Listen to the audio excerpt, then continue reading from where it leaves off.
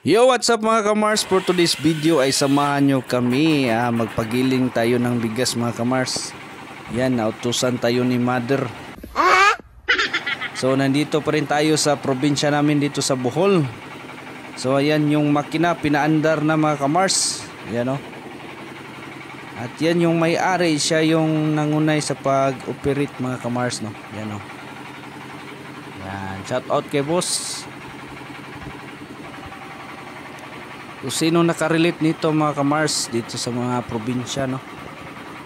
Kasi sa syudad ay bibili ka na lang ng bigas doon sa palengke.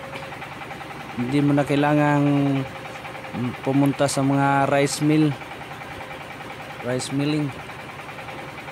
So dito sa probinsya namin, after mag-harvest ng palay, so kami na mismo yung magpagiling.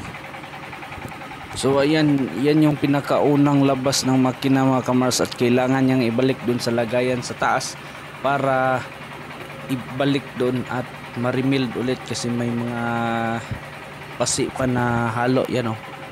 Yung may mga brown pa.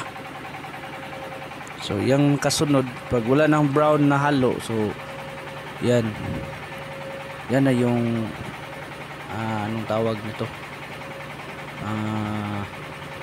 yan na yung finished product. So yan, yung nagsunod na yan,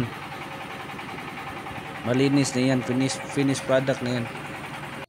So kung nakita nyo, pinalitan niya ng lagayan. So yung una binalik dun sa lagayan sa taas, yan o.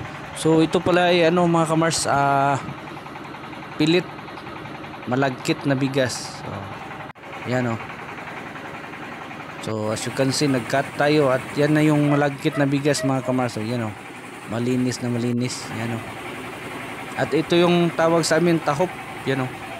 Pwedeng pangkain yan sa sa hayop like baboy, panghalo sa mga feeds ng baboy. At dito na nagtatapos ang ating short video. Maraming salamat sa inyong panonood.